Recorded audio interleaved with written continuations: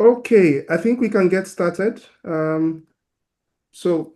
Lee, can you put up the agenda once more on the screen and then let's get started. Thank you once more, everyone, for joining us. It's our pleasure to welcome you to the second edition of the Africa Policymaker webinar series on foundational learning. This is an opportunity for us to convene countries and share experience and knowledge in terms of what's working in foundational learning in Africa and facilitate the sort of knowledge exchange that we believe can help with the improvement of learning outcomes over a period. We intend to spend about 90 minutes speaking, just sharing experience and insight from experts, including experts from across Africa who've done similar things in what we're trying to solve. So let me, without much ado, invite the Executive Secretary of ADEA, Mr. Albert Nsengiyumva, to get us underway, and then we can get started. Lee, can you put up the projection? Kari, can you put up the screen, and then we can get started? Thank you. Thank you, Chinedu. Thank you, colleagues from the Learning Generation Initiative. Honorable Deputy Minister, esteemed colleagues, distinguished guests, I'm very pleased to welcome you all to this important webinar on developing sustainable foundational learning assessment that is co-organized by ADEA and the Learning Generation Initiative at Education Development Center. As you know, this is the second episode of the 8-part webinar series, which seeks to support our member countries with knowledge and evidence that will strengthen your efforts towards your specific foundational learning goals. I'm pleased to see such a strong representation of senior policymakers and technical experts from across the African continent. And I have witnessed a number of ministries representatives that are already connected from Ivory Coast, Togo, Eswatini, Ghana, and the other places. Your presence is a testament to the value we all place on improving foundational learning for every child and how important we value peer learning. Across Africa, we have made significant progress in expanding access to schooling. Yet, we know that access alone is not enough. Millions of our children are in school, but are not learning the foundational skills, particularly in literacy and numeracy, that are critical for future success. To achieve the ambitious goal outlined in the Continental Education Strategy for Education, CESA, and the Sustainable Development Goal, SDG, we must confront the learning crisis directly and with urgency. We also need to be accountable to ourselves and those we are supporting, who are supporting our work. We cannot meet this pressing demand, including understanding how best to help our children improve, if we do not have quality assessment and assessment data to guide us. Foundational learning data is one of the essential components we need along the journey to end the learning crisis by the end of this decade, not as an end in itself, but as an instrument to inform better teaching, responsive policies, better support to school systems, equitable resource allocation, and critical decision we make in education on our continent. However, for assessment to truly drive change, they must be sustainable, contextually relevant, and integrated into national education system. I was referring to my location right now. I'm in New Delhi. We are just ending a 3-day intensive engagement with the Ministry of Education of India, where as part of the What Works Hub, we came with a coalition of partners to engage with the Indian stakeholders and learn from the reforms they have actually initiated 5 years ago, what they call Nippon Bharat Mission. They had a national education policy, and there was a mission to achieve higher outcome into a learning outcome for foundational learning. And I had really appreciated the work they did. There were three important levers that I'm bringing that I feel are so important for them. The first and most critical one that we realized was around partnership. They have a strong partnership between all key stakeholders, including civil society organizations working closely with government, development partners, and of course the community. We even witnessed the changes from the policy, the system, and the grassroots level. So we went to visit schools in a remote area to see how policy reforms, well articulated, can actually help to achieve much result. The number two we also realized was around governance of the system.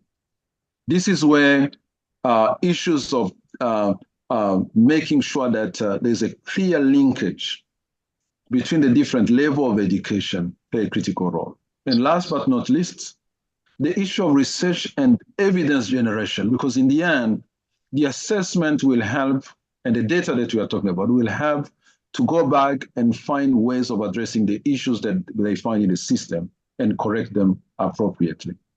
So at ADEA, we have several ongoing initiatives focused on assessment and data. This including, for example, the upcoming workshop on the African Foundational Learning Assessment Initiative that is going to take place at the event in Nairobi. We have this workshop coming up next week in collaboration with other stakeholders. The Education Skill Data Project that is currently being implemented in several of our countries. And of course, we keep running all kinds of webinars that will continue to host around data and assessment. Today, we have an opportunity to learn from each other. In this session, we learn from experts who have supported countries while also exploring the experience that we single out of Zambia. We do not just want you to listen to the presentation. We invite you to engage, share your own experiences, and exchange ideas on how you think cases from other countries could perform in your own country. I encourage you all to ask questions, share your experiences, challenges, and successes as we collectively reflect on how assessment system can be made more resilient, more inclusive, and more effective. In the end, what we all seek is a continent where every learner is given valuable and empowering education. This is how we will grow Africa into a formidable region. Once again, let me take this opportunity to first thank our partners, starting from Learning Generation Initiative under the EDC, the Education Development Center.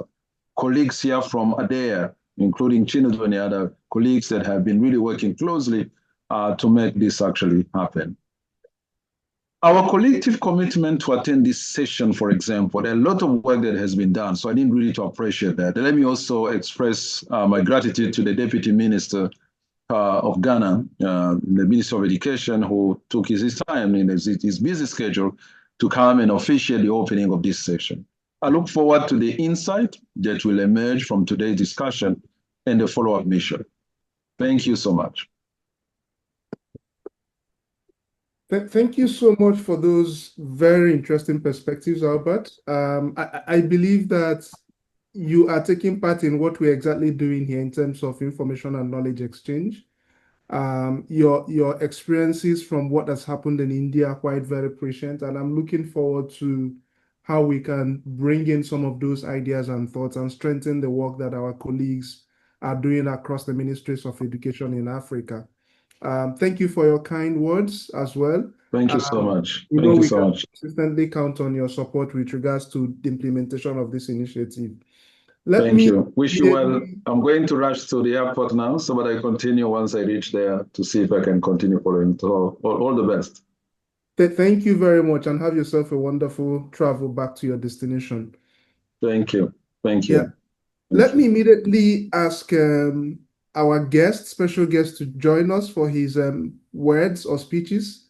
Today, the Honorable Deputy Minister of Education for the Republic of Ghana is joining us. Dr. Clement Abas Apaak, a Member of Parliament from Ghana, who is also the Honorable Deputy Minister.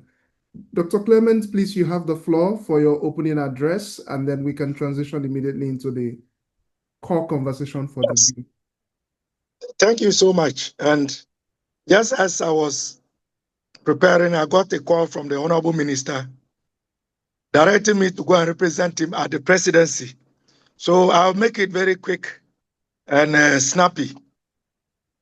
Let me thank Albert for his kind words and for the continued leadership ADEA provides on foundational learning across the continent.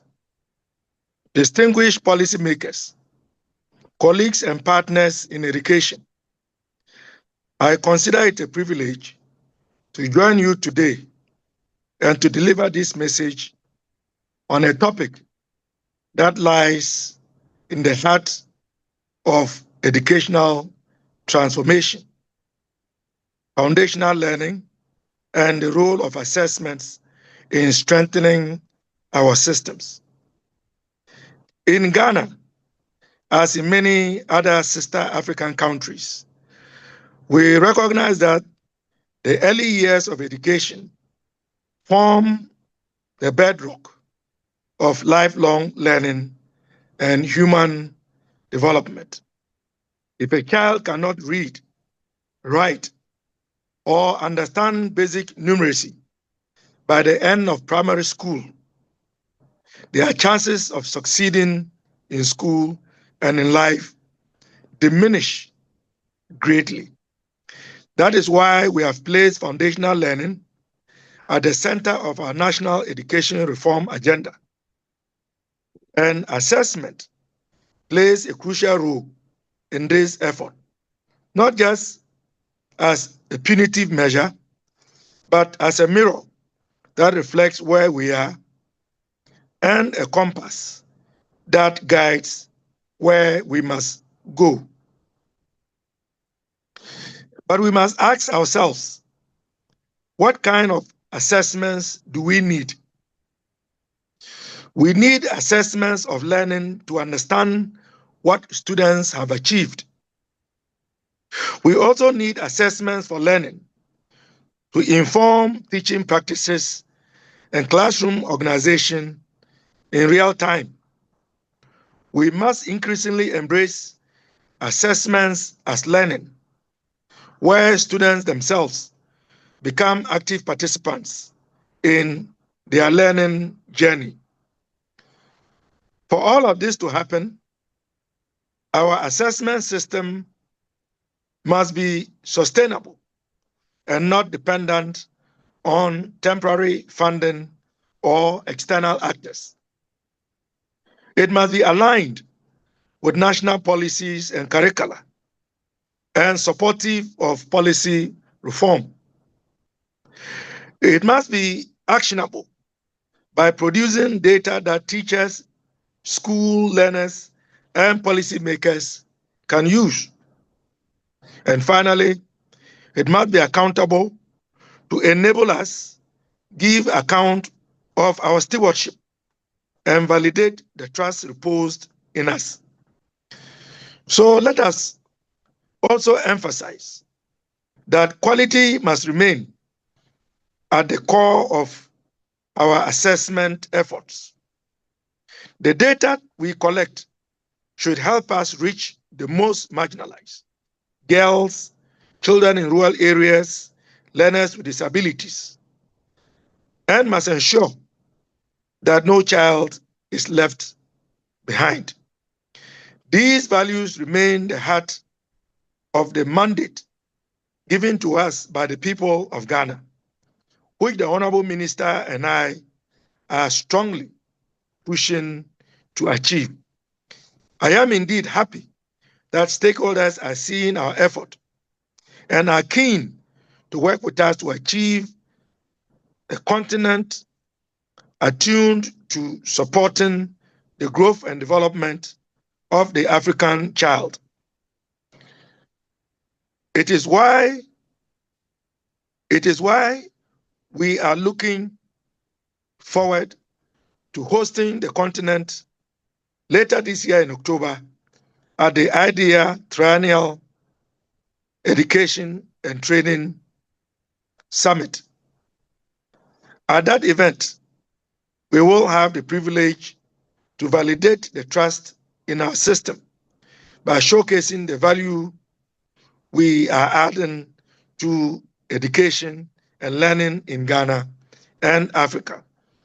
I wish to express our deepest appreciation to ADEA and the Learning Generation Initiative at Education Development Center for convening this timely conversation.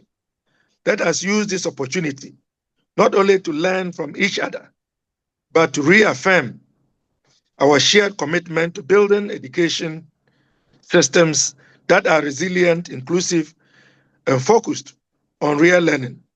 Let me also extend my gratitude to the experts who will be delivering and driving the conversation today. It is not often that you find someone willing to share their knowledge. May you find bountiful reward as you give back to our continent from your intellect and experience. I look forward to a fruitful deliberation ahead. I'm most grateful. Thank you very much, Honorable Deputy Minister. Your words are very, very, very soothing and encouraging as well. We acknowledge the value of the experts that we've convened here who have accepted to share their knowledge and experience with us. We've also acknowledged the members of staff from different ministries of education focused on foundational learning who have also made out time to participate in a session that avails them with knowledge and insights to improve the work they do for the benefit of our children and our continent. Once more, thank you so much. We also recognize your very, very tight schedule and the fact that you may need to respond to other pressing national needs.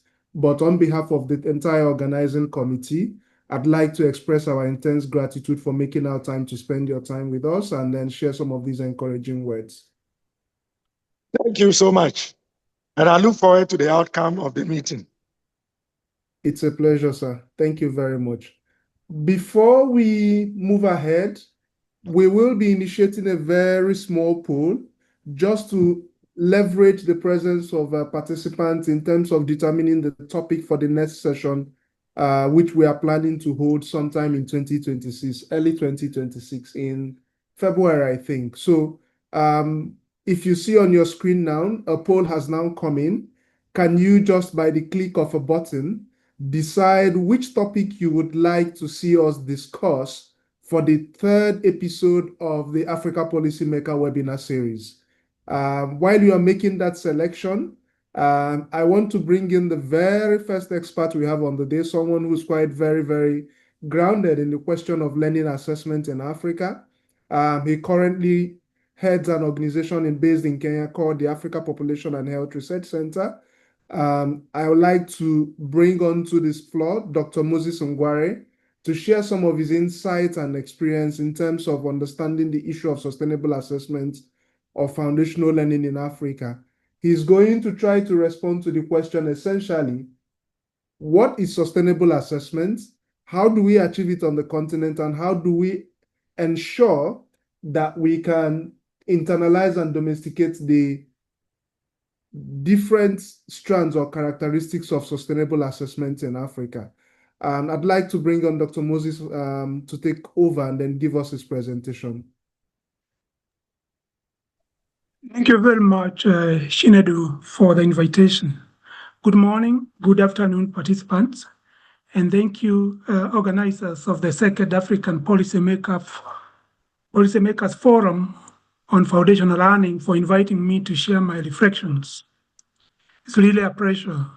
So my name is Moses Ngware, and I'm a researcher with the African Population and Health Research Center. I lead the education research work at the center. Our executive director is called Dr.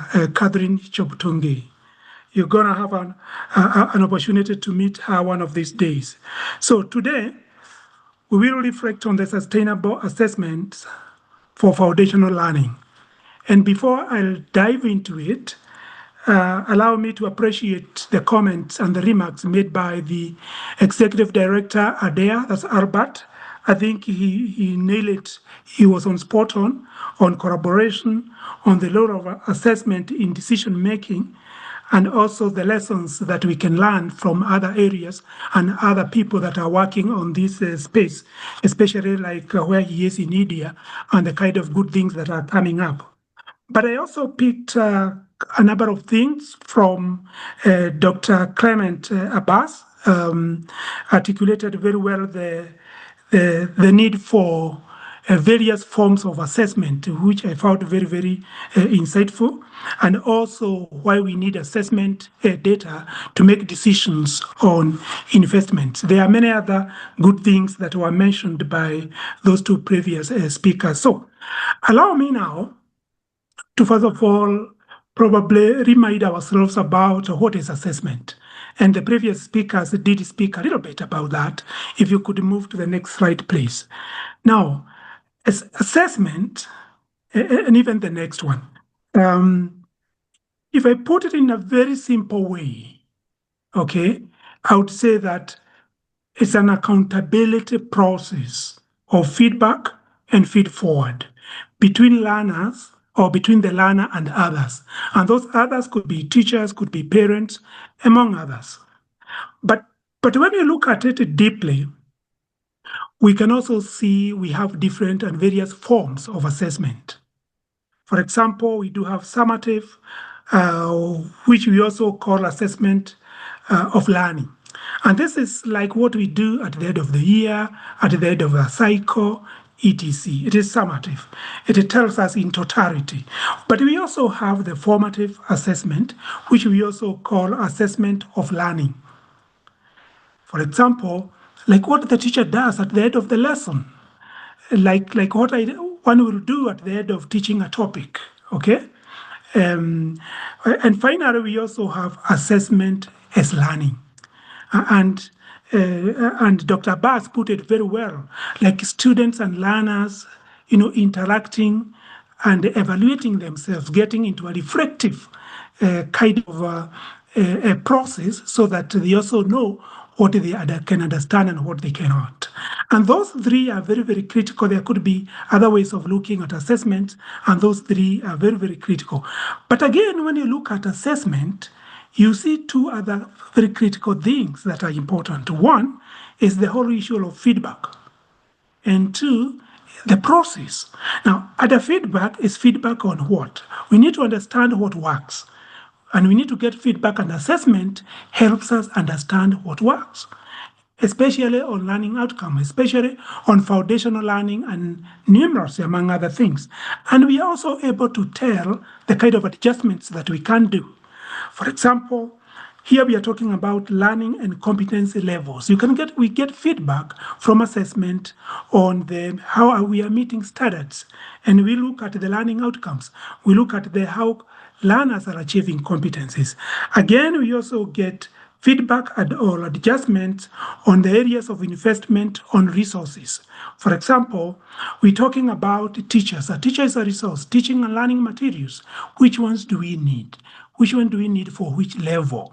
And again, assessment, based on what we are getting from assessment, we can be able to know where to put or to invest in. Again, things like classroom instructions and also curriculum development, where we again look at how well we are meeting the national goals. So from this, one can tell that really we cannot move forward without good and quality assessments. Of course, in terms of the process, it is the one that now feeds into the feedback. And the process is more of the data. For example, systematic collection of assessment data, data analysis. How do we utilize that data? So the process, when you come to assessment, again, data, so that we can be able to talk about the feedback or get the feedback or feed forward or be able to know where to adjust. let's change gear a little bit as you move to the next slide and talk about key considerations when we are looking at affordable, when we are looking at scalable, and when we are looking at sustainable assessment systems. Okay? Now, starting with affordability, what comes into mind very quickly is low cost, but it has to be effective. So it is important that we consider cost. And what kind of considerations do we make? One is what is to be assessed, for example, skills, competencies. And this is very, very, very critical because it will also influence that affordability. Two is why is it important to assess it? Or what would happen if we don't assess it anyway? Again, that helps us to say, yes, we can support, we can spend this, or we cannot spend it, or that this is how much we need to carry out this. Who is to be assessed? Again, special needs, remote areas, marginalized populations. And those ones come with additional or even different costing protocols or systems or way of looking at it when you're coming to. Sometimes you have to sacrifice efficiency in order to be inclusive, in order to bring in equity. And those are the kind of considerations when we are talking about affordability that one has. Of course, the whole issue of the process. How do we do it? Which kind of tools we can be able to quickly get the information that we need or the data, make decisions, but we can do this at low cost. The issue of scalability, how do I look at it? This one we view it as applicable or applicability in various contexts.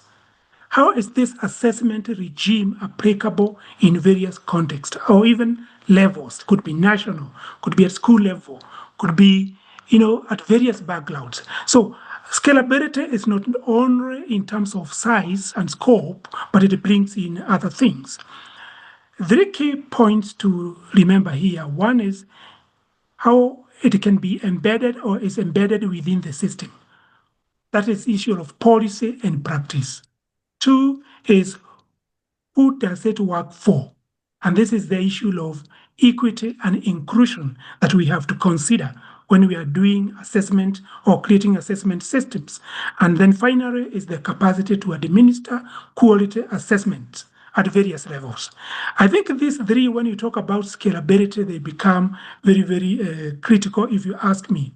Now, on this area of examples of affordability, scalability and sustainability, again brings in various dimensions that we can think about, and I can give quick examples here.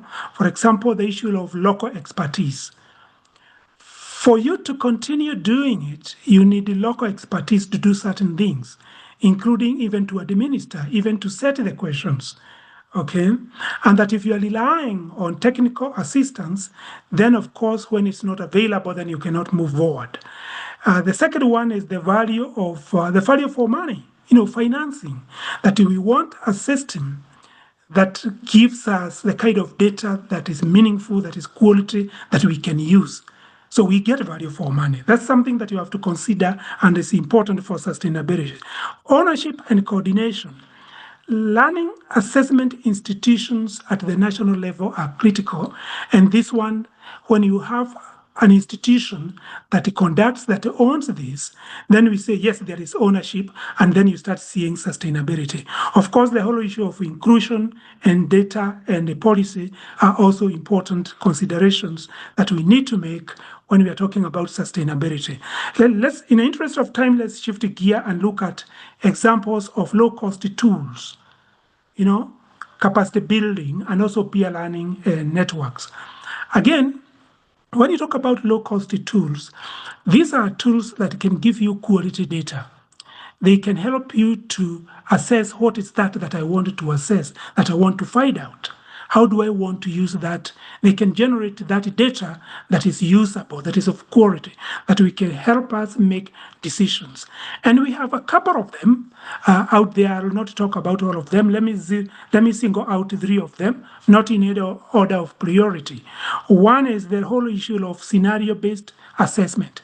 And we have seen this being used in East Africa, especially among youth, to assess, for example, the life skills. And it's very rich, scenario-based, because it goes deeper into helping us assess understanding and how well they understand a concept as opposed to whether they can remember.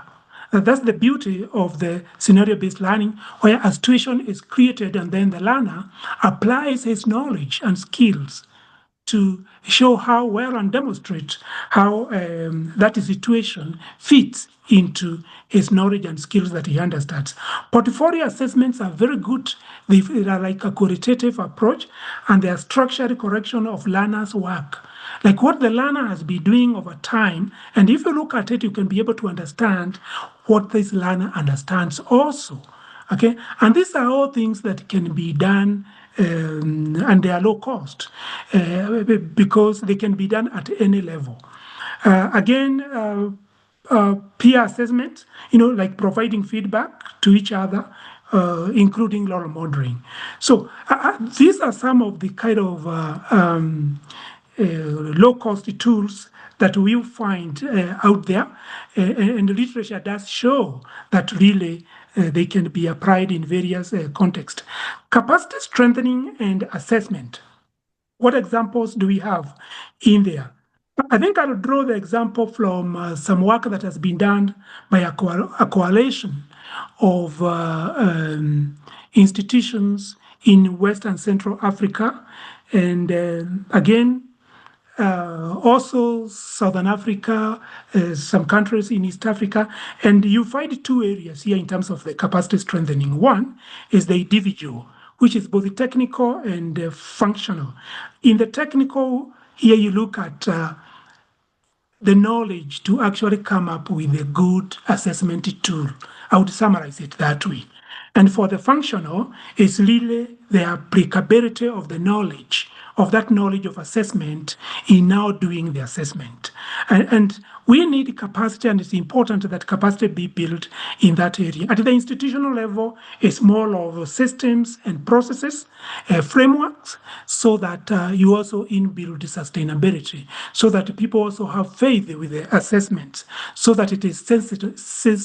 It is inbuilt within the system, and it's not an ad hoc thing.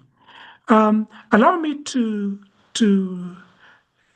maybe just mention the networks before we go to the last one, to the last slide. Just mention the networks that Lile and Albert has brought it out, because where he is in India, I think he did allude to that kind of a point in terms of the networks that, again, do assessments. They come together to see what are we learning from the assessments that we are conducting. We have one that is in West and Central Africa, and it is the Teaching and Learning Educators Network for Transformation. And what we see, this one is the drives to Agenda 1, is in strengthening national learning assessment systems in Africa by bringing the countries together. I think the last convening they had 17 countries. Again, the other one that we see is the PAL network, Again, the PAL network supports members in citizen-led assessments. And this one is spread across continents. It's there in Africa, it's there in Asia, and probably where Albert right now is, there could be PAL members, and it's also there in America. Now, these forums are critical because they bring the practitioners together, the players together, and they are able to improve the quality of assessment and even to learn from each other in terms of how we go about quality assessments. Finally, ladies and gentlemen, is just a few examples on how, and you can move to the last slide, on how we use and we have seen assessment data being used. And I draw from 6 countries here. Kenya, we have seen public awareness as a result of citizen-led assessment. And public awareness is very, very critical because it helps to shape the public debate. Now, in Rwanda, we have also seen language of instructional policy being informed by EGRA assessments. Again, it helps make decisions on how that business is going to be conducted inside the classrooms and even within at the country level. In Gambia, we see examination results informing provincial strategic plans, which is very, very critical again. In Ghana, the minister was here and we saw EGRA. It informed areas of teacher professional development improvements, saying this is the area that teachers needed to be coached and mentored and trained on. And all this is being informed by the results. In Namibia, we see learning progress and informed schools on remedial activities. So regional officials, they tracked learning and how and what's happening even inside the classrooms, and they were able to inform the schools on when to conduct remedial classes. Finally, Cote d'Ivoire, not least, again, we see early childhood education being informed, and they use assessment results to justify why they should introduce a program to focus on early childhood education. I think this is my last slide, and I wanted to thank everyone for listening, and I'm happy to engage. Back to you, Chinedu.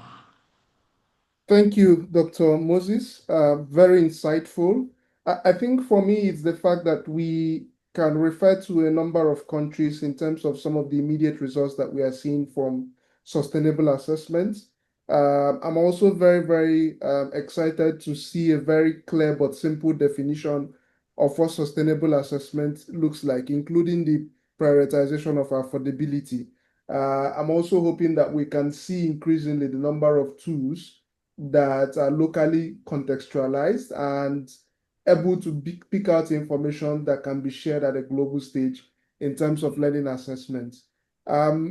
Thank you so much, Dr. Moses, and we're quite grateful for sharing some of your insights. I think we'll still be coming back to you at some point during the question and answer section. So please just hang on, and in case there are questions that are coming your way. Colleagues on the call, you may also use the chat session to start putting in your questions so that when we get there, we'll probably basically take things quickly from there. I also want to share some of the immediate outcome from the poll that we've just done. 16 persons responded, and I think the overarching perspective is for us to see the next topic on something around assessment for numeracy. We hope to see how that shapes up. But let me ask Carrie to come up again with the second poll before we move into the presentation from Lee. Excellent. What factor is the biggest challenge to sustaining foundational learning assessments in your context? So reflect on these based on the issues, based on the experiences, and based on the insight you have from your specific country. And I see that there are a lot of partners from different countries. I've seen representatives from Namibia, Togo, Eswatini, Rwanda, Nigeria, and so on and so forth. So use the poll. I want to see if we can do a lot better than this one. We had 16 respondents in the previous one. We're currently at 8 out of, yeah, it's going up, going up, going up, going up. While we're at it, let me ask our next expert to come on screen. Lee is going to share some of the experiences from Zambia. Lee Ndoyo is an expert researcher on the question of foundational learning assessments and has taken some time to do some insights and inquisitions in the experiences of Zambia. And it'll be good to see what his findings look like, what was achieved, and some lessons that have emanated from the implementation in Zambia that can help strengthen what some of us are doing across our various countries. Lee, I think you can take over the floor. I will give the result for the current assessment immediately after his presentation before we go into question and answers. Thank you very much, Nedu. Good afternoon, good morning, everyone. I'm Lee Kambankwa from Zambia. I'm going to present a case scenario for Zambia in terms of how Zambia's enhanced performance tracking system has been used to leverage on sustainability and enhancing teaching and improvement in teacher pedagogy based on assessment results. Next slide. My presentation content will basically look at these aspects, or I'll basically give a background in terms of the assessments in Zambia, as well as looking at the support that the Ministry of Education in Zambia received, that is with project support, and also look at post-project support, and to understand the status quo, and also to understand the assessment selection processes, the frequencies of these assessments, and how these assessments have been used, and also to largely understand the leadership and teacher support, and how we have integrated technology, and how this technology integration is being sustained, and also just to learn in terms of what have been the lessons that as a country we've learned, and what are some of the recommendations that can be made. Next slide. So I'm giving an overview in terms of the project that was a lead in assisting the Ministry of Education to come up with assessments, or to support the assessment for foundational learning. And this was basically the Let's Read project that was implemented by EDC. This project covered over 5,212 schools in 5 provinces. Zambia has 10 provinces, and this project covered half the country. The goal was to improve the reading outcomes for about 1.4 million children. Between 2019 to 2024, the project managed to reach about 4.5 million, and uniquely trained about 19,000 teachers.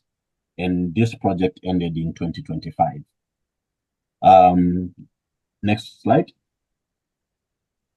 The whole aim of the project was to improve the reading outcomes, because Zambia, as many other African countries, also had challenges in terms of the reading levels in the country, especially the lower grade. And this was also, or it has been evident also with the upper grades. So with the implementation of this project, we did see that there was training to improve pedagogical skills in literacy, and also provided space from that to have evidence-based coaching and mentoring. And also to beef up to that, there was increase in terms of access to a variety of teaching and learning materials. And these teaching and learning materials, these were materials that were deliberately designed for the different level materials. To add to this package, there was also the provision that decisions are made on the basis of data through tracking learner performance. And for that reason, there was the implementation of performance tracking. And, about 5,000 plus tablets were distributed to the schools to help the schools with the technology monitoring assessment results. Next slide. I'll give a background in terms of assessment in Zambia, the types and the different purposes. So basically, next slide. So basically, Zambia has seen a number of assessments being implemented to measure foundational learning, particularly in literacy and numeracy. One of the assessment tools that have been used to measure foundational learning outcomes has been early grade reading assessment, EGRA. And this is an assessment that has been widely used as an assessment tool to measure basic reading skills in the early grades, measuring the different sub-skills or components that include letter sound knowledge, phonemic awareness, reading comprehension, oral reading fluency, where learners read a passage. And I must say here that the Ministry of Education in Zambia adapted on various projects as well as research initiatives. And largely these were used as baseline, midline, and endline evaluation to serve for that particular purpose. Next slide. So the other assessment that has accompanied ADEA is EGMA, the early grade mathematics assessment. And these have been large-scale assessments that have been implemented either by projects as well as the Examinations Council of Zambia. And these also are assessments that are sample-based. Largely, these are assessments that are implemented or administered based on the 7 designated languages of instruction that we have in Zambia. Next slide. The Examination Council of Zambia equally undertakes at 2nd grade as well as at 5th grade. So basically for these national assessment surveys, these are generally undertaken to monitor the overall performance of the education system. And these are led by the Examinations Council of Zambia. Then we have classroom-based assessments, potentially like Moses earlier presented, where we have assessment for learning and assessment of learning. At end of term, as well as periodically done, as teachers take through their lessons regularly, just to observe how much the learners are progressing based on the various topics that have been covered. Now, one of the key elements based on the national policy, Zambia has had the National Literacy Framework Policy. And this policy has been implemented on the basis of the primary literacy program. And for the primary literacy program, focus on improving literacy in the early grades. That is basically from grades 1 to grade 3. Under the PLP, one of the critical assessment components that has been standardized in Zambia is the standardized literacy assessments. In short, these are referred to as SLAs. And these are not sample-based assessments. Rather, they are whole class assessments that are in 2 distinct components. They are administered in groups. They are also administered at individual levels. And these take 2 days to administer. Next slide. Now, I'll delve and focus on the standardized literacy assessments because these are the key national assessments that are used in Zambia. And we'll look at the selection process, the assessment frequency, and usage. Next slide. So what are these standardized literacy assessments? So these are tools or tests that have been designed to measure a learner's literacy skills in the 7 designated languages of instruction in a consistent and objective manner within languages. And the results that are obtained from these assessments, they are not comparable across languages, but within languages. And it is important to know why these were standardized, because initially, these were assessments that were implemented at various school levels without them being standardized. And when information or results were aggregated and collected, those were the measurements that are used to determine the reading. But then, as a country, we realized that the assessments were not standardized. So the last 5 years, with the support from ADEA, the ministry was that there was standardization of these assessments.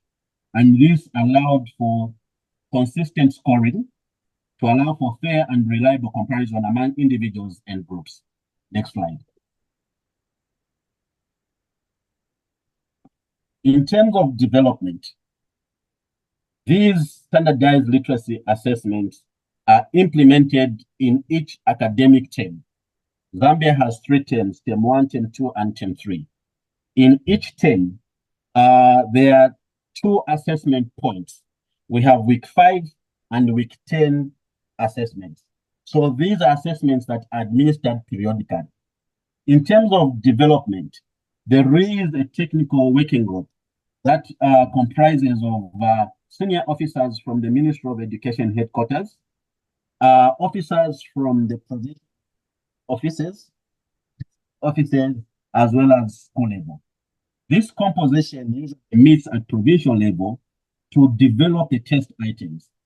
And once these test items are developed, the Directorate of Curriculum and Development is in charge of ensuring that this process is implemented, and is also in charge that once these documents are completed and reviewed, approved, they are then shared with the Directorate of Standards. And the Directorate of Standards, working in coordination with curriculum development, hands over the assessment to the permanent secretary, who will disseminate these assessments to the provinces. The provincial education officers who are in charge of schools in the provinces disseminate to the district education board secretaries who are in charge at district level, and the district further on disseminates to the school level to the head teachers. Once these assessments reach the school level, the school admin and the teachers, they sit to review the standardized literacy assessment in week 4, in readiness for registration in week 5. So by week 5 and week 10, the schools are able to implement and administer these assessments. Next slide. The format or the outline of these assessments contain 20 questions, and they have a variety of skills that are assessed at each grade. For example, grade 1 has about 6 skills that are assessed: phonemic awareness, phonics, vocabulary, writing, listening comprehension, and reading. And these components or skills have different questions attached to them. For example, at grade 1, phonemic awareness has 3 questions. Phonics has 5 questions. Vocabulary has 5 marks. Writing has 3 marks. Listening comprehension has 3 marks. Listening comprehension, has 4 marks.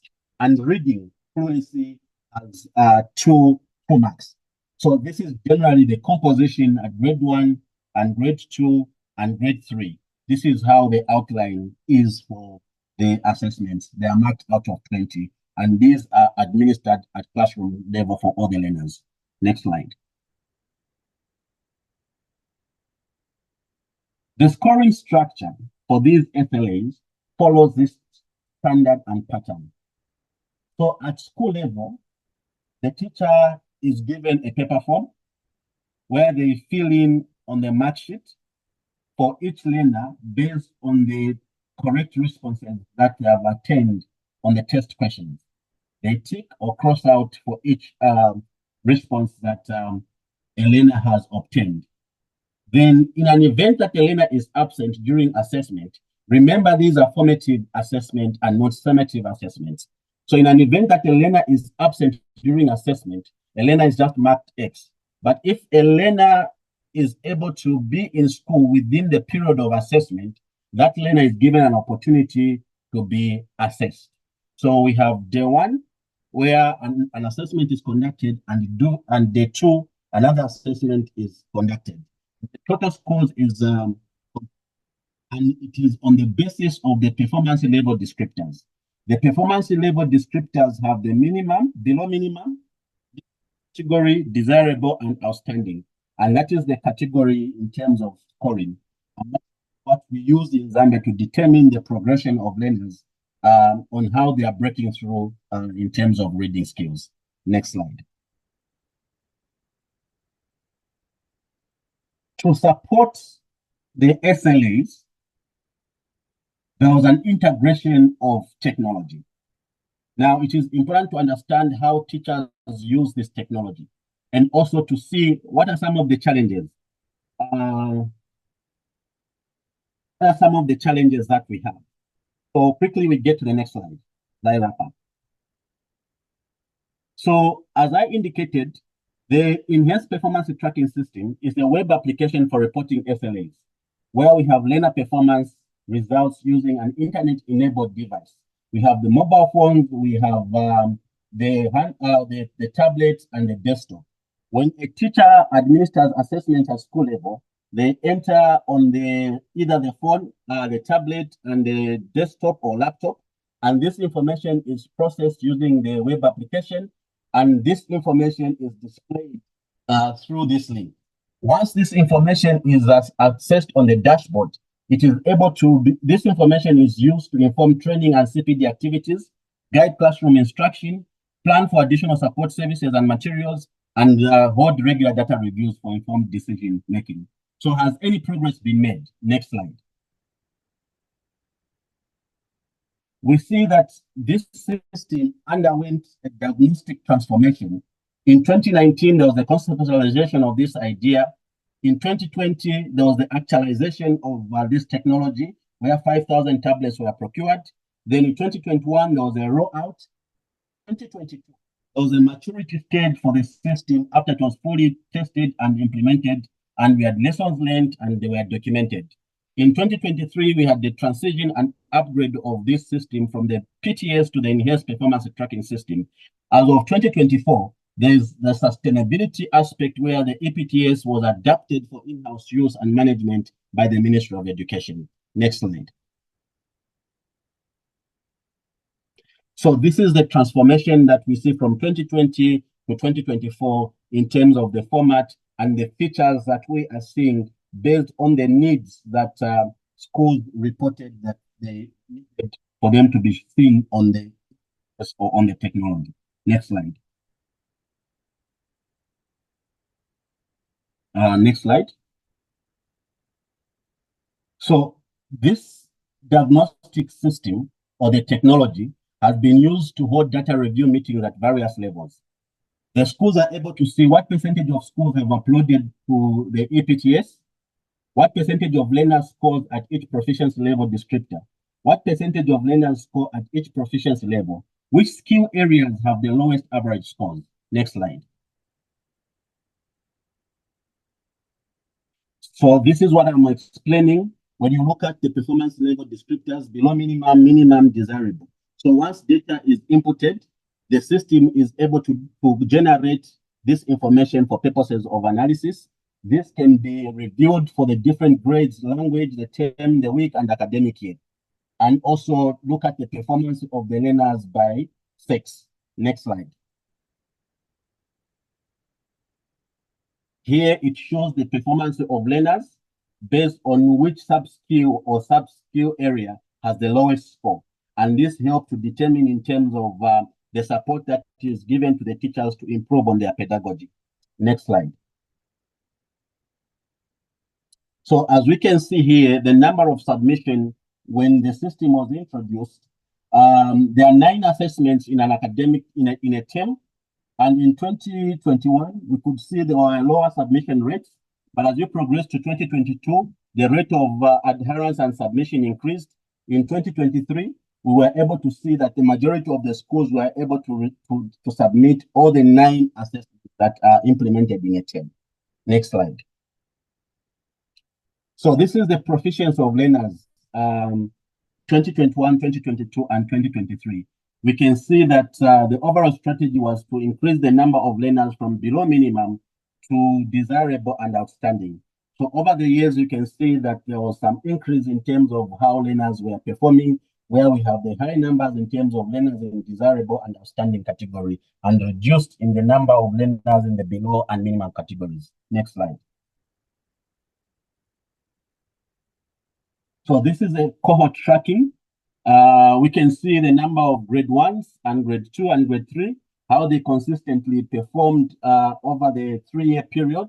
and this shows that there was an increase in terms of the literacy levels that the learners were acquiring over these 3-year periods for the different cohorts.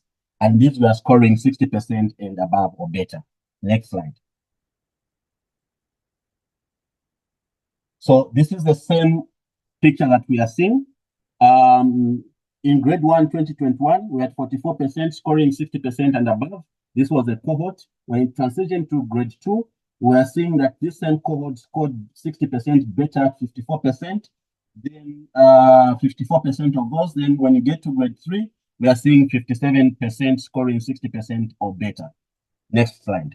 Yeah, sorry, Lee, can I propose that since you are looking already at some of the outcomes, we see if we can go to some of the concluding findings or recommendations based on some of the findings from the study, so that we have enough. In fact, I'm summarizing.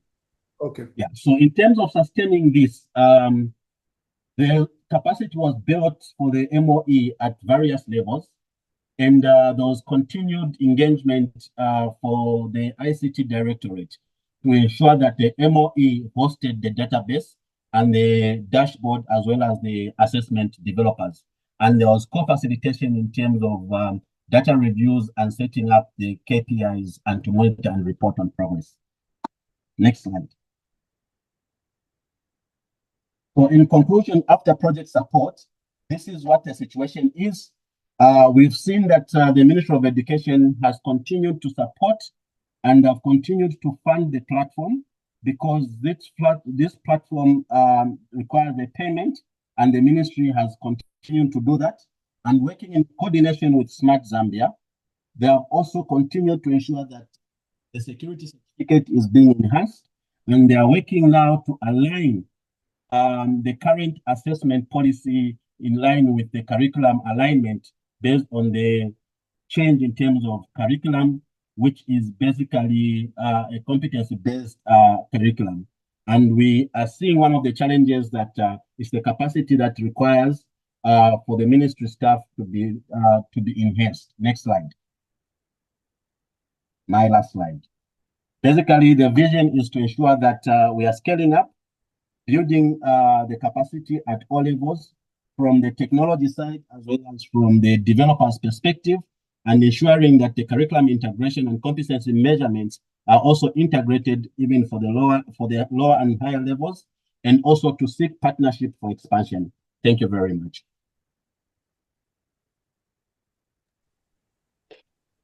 Thank you so kindly for your very elaborative and descriptive presentation. I'm quite very excited about the level of data and granularity of the information being shared. Some of your conclusions are also very important, particularly the question of scaling, which I think where a number of countries are struggling in terms of being able to transition from pilot and ensuring that there is a broad-based reach that allows us to expand the benefit of the initiative if it is very successful. I would also mention to our listeners and participants that most of the presentations are going to be shared, and people would have an opportunity to, interact with the presentations and the information and maybe reach out back to you for any form of insights. I also understand that you may not have had enough time to basically dig into some of the things that you think are quite very important, but I suspect that there will be some opportunities to elaborate on those things during the next section, which is the question and answer. I think we've been speaking a lot since we started.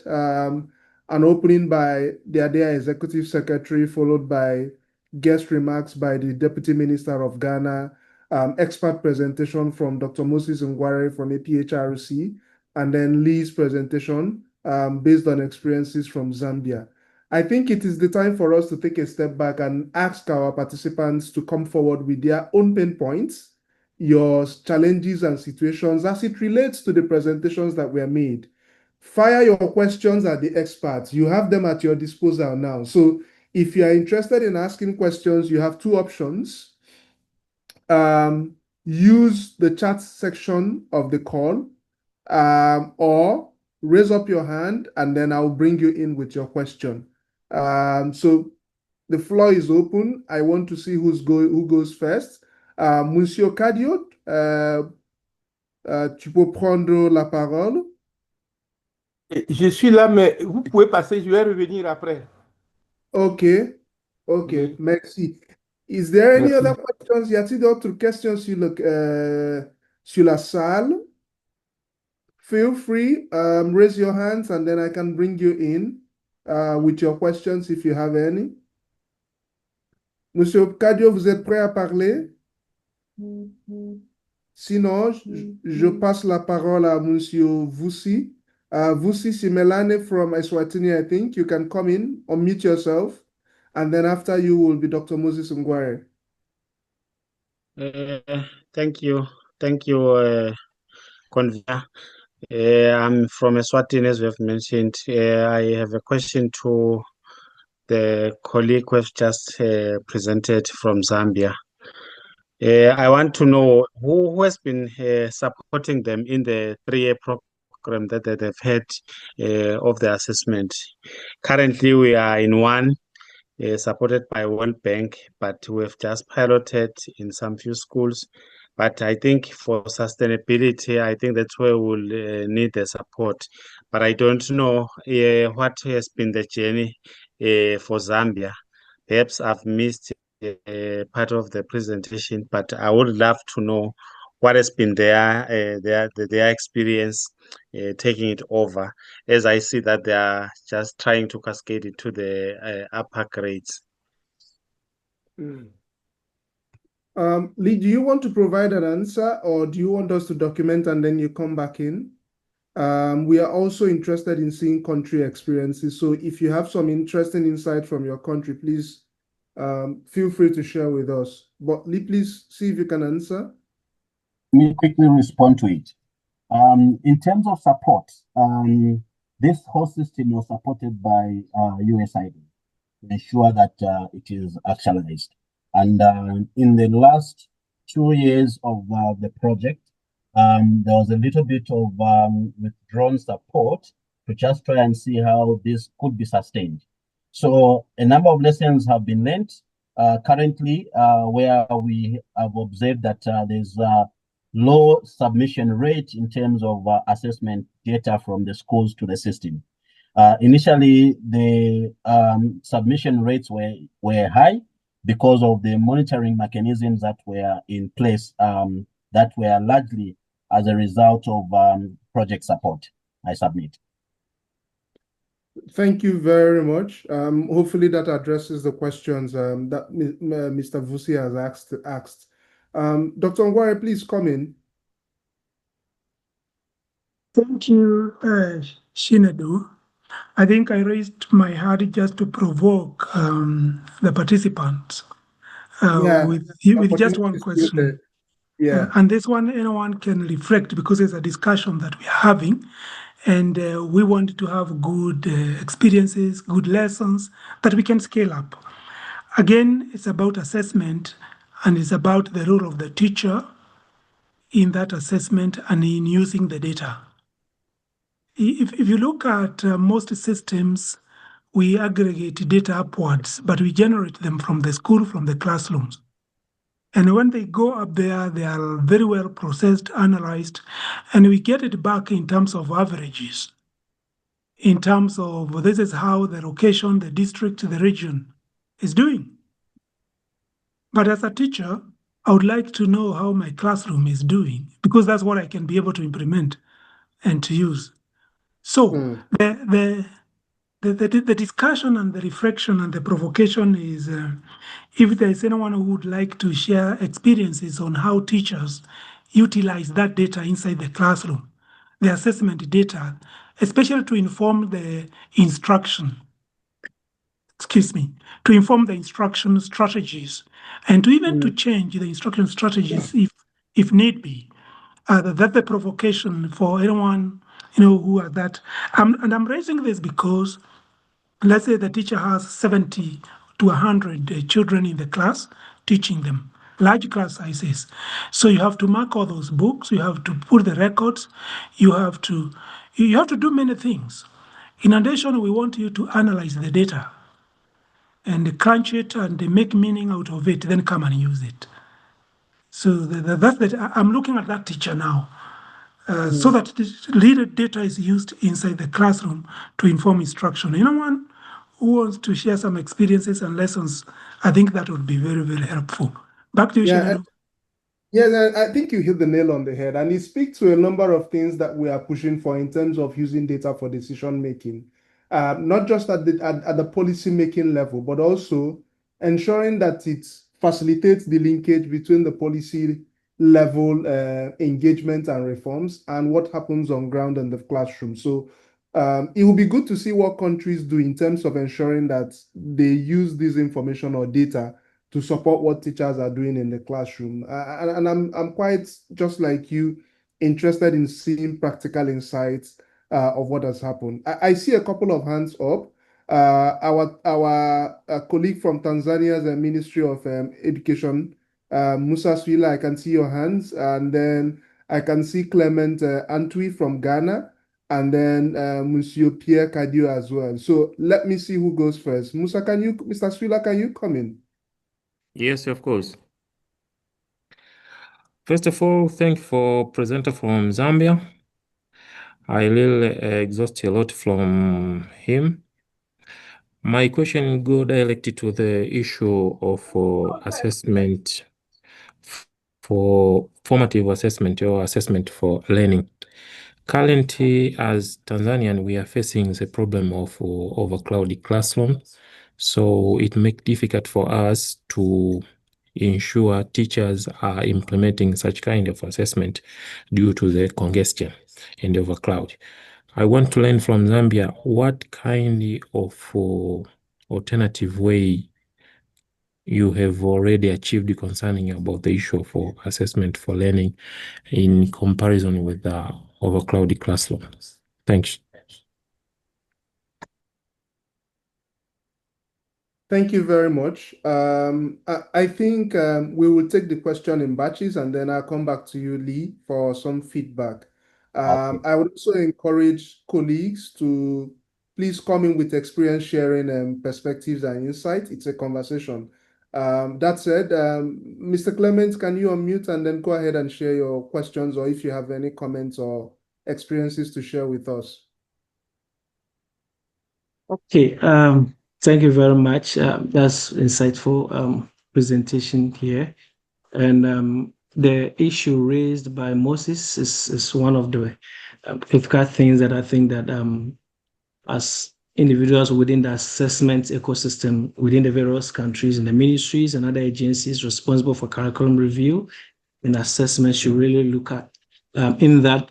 For example, when you conduct assessment, obtaining or providing holistic score or composite score in itself doesn't give much information to the teacher. Parents need more information about how the students are performing in terms of learning. Teachers need to know where they fall short in terms of their own teaching learning strategies and so forth. So giving them information about the holistic score learners had doesn't really give insight into where the learning gaps are. It is very prudent that you give feedback with respect to the domains, various learning areas. So for example, if you take mathematics, a learner may be doing well, performing better in number identification and then number operations, but that same learner may be having challenges or learning gaps with respect to measurements or data. And that's very important that in as much as we present data or information on learning outcomes, we need to give information on the various learners in learning areas. And I think looking at the presentation by Zambia, the presentation the content or the data looked at the performance of learners with respect to the proficiency levels. And I think that is where Ghana, we also look at reporting on proficiency levels, reporting on the national average mean and disaggregated by the region to the district and to other levels of disaggregation. But I think that it has to do more of policy direction, that we are not are actually so much interested in having a holistic view of the performance in itself, but what learning areas are the children having challenges with? Can we identify them with your reporting so that teachers can provide some targeted support? So if my learner performed in this particular subject in numeracy, what's in aspect of the various learning areas or the domains of the numeracy, what as a parent, how do I perform, how do I provide some targeted support? As a teacher, how do I provide some targeted support to maximize learning outcome? And I think that as education policy makers, we need to be more focused on presenting information on the learning areas as we have been so fixated on reporting on only the holistic or composite scores. Over to you. Thank you very much, presenter. Yeah, Clement, thank you so much. And this is the sort of exchange that we want to encourage from colleagues, especially in terms of sharing what perspectives they see on ground. You will not imagine the amount of insight that is just contained in that 5-minute presentation in terms of the classroom nuances, the necessary adjustment or perspectives that could make a change, for instance, in a low resource country, or in another environment entirely where people are looking for ideas of what works. So thank you for that. And it'll be good to see more of those exchanges coming in. J'aimerais savoir si Monsieur Cadio, si vous êtes prêt avec vos interventions, que vous pouvez prendre la parole. Sinon, Oui, je vais prendre la parole pour deux questions. Mais une partie de mes préoccupations était prise en compte par le premier intervenant qui a posé sa question. Mais mes questions portent sur le coût. Il a parlé de coûts supplémentaires pour certaines populations. Alors, je voulais savoir pourquoi ce coût supplémentaire. Et puis, deuxièmement, quel type d'outils pourrait permettre de collecter des données à faible coût tout en restant efficace. Donc, voici un peu ma préoccupation. C'était vraiment tout porte sur le coût de toute cette étude-là. Merci beaucoup pour l'intervenant. Merci. Je vois aussi vos questions sur la section de chat. J'avais lire ça après, mais juste pour savoir, vos questions, c'est pour M. Ngware, n'est-ce pas? Oui. Okay. Bon, Lee, please, can you come in with our responses for the next question before we take and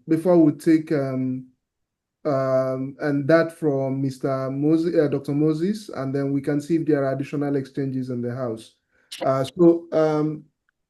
The question focused on what has been the cost of supporting countries. Sorry, someone trying to speak? Sorry, Lee, please come in. And it's speaking to the question on who has been supporting Zambia with some of these assessments. And I'll be very excited if I hear the response to be basically local mobilization of resources. Interestingly, I'm not sure if I've seen any other policymaker from Zambia who is on the call. Thank you very much. I'll take through the 3 submissions that have been made.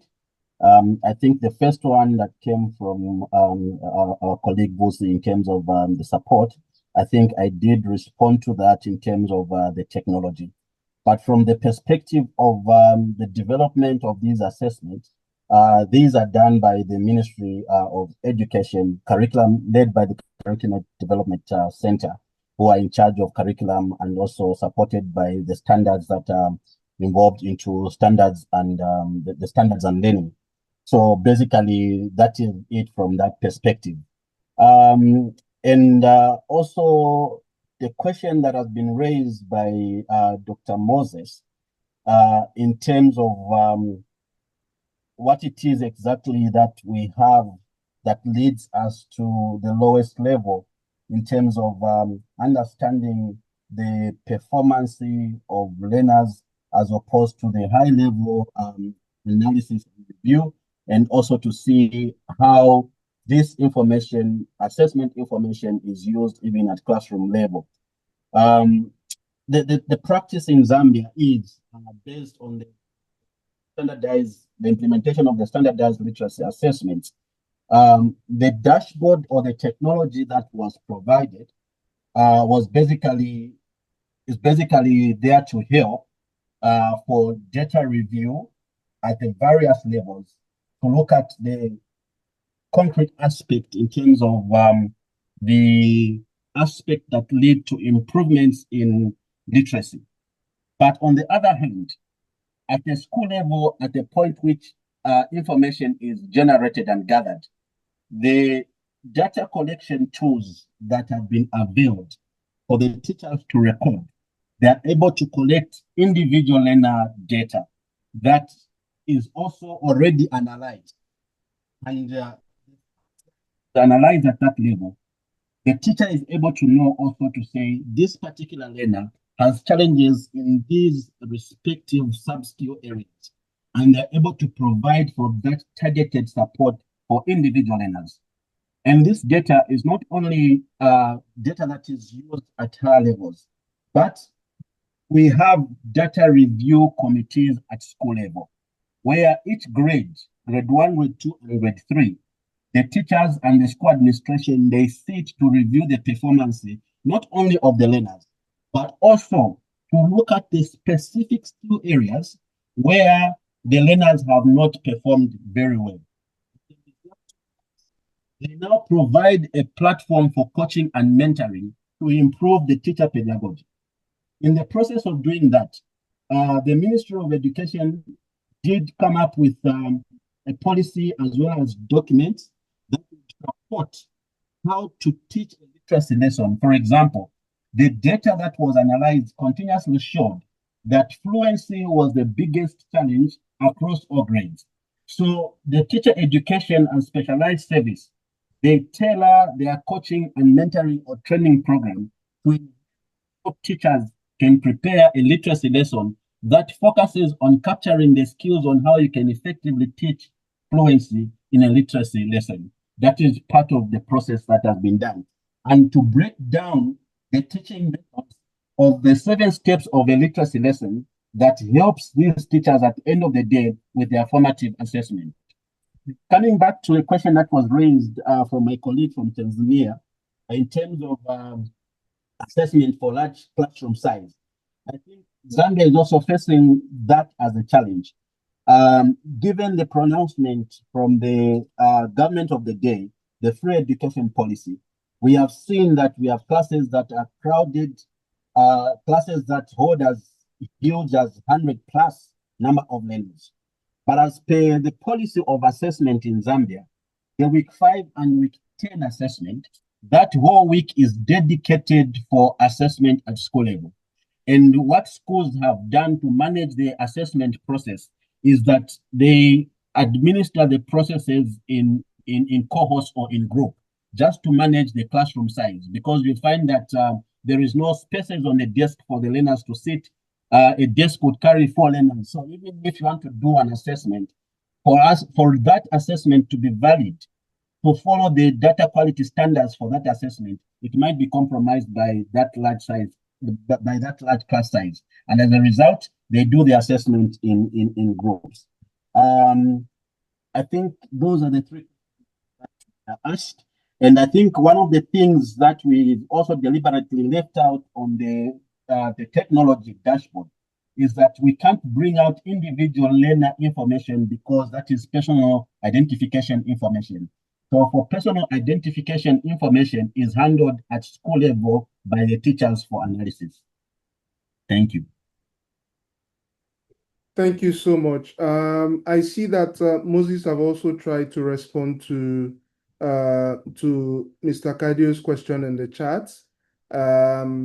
I think we're also struggling for time. I think we're almost at time already, and it's now particularly pertinent that we'll close this essentially.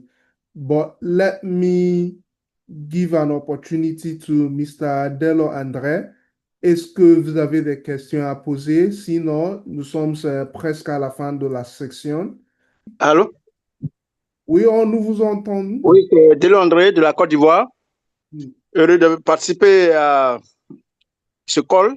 Juste, ce ne sont pas des questions, j'allais dire, ce sont plus des contributions J'ai écouté le premier expert, je pense, monsieur le ministre. Je pense que le défi qui reste au pays, c'est la question des fonds domestiques pour accompagner les écoles, enfin, les systèmes d'évaluation, les directions d'évaluation, le MENA lui-même, c'est-à-dire les différents ministères, comment avoir des fonds propres, des fonds domestiques, ne pas toujours dépendre des fonds extérieurs. Donc ça, c'est un défi qui a été déjà pris par l'ensemble des ministres de la Confémène à la réunion des décideurs il y a 2 ans de cela.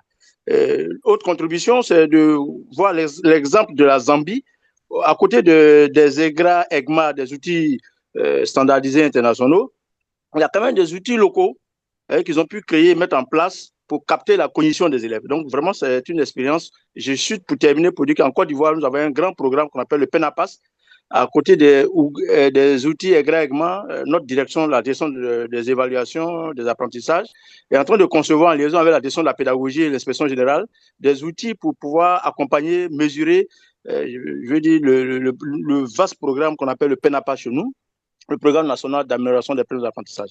C'était un peu une contribution que je voulais faire aux différents experts qui ont été venus et saluer tout le monde. Merci pour votre perspective. C'est bien noté et c'est bien pris aussi.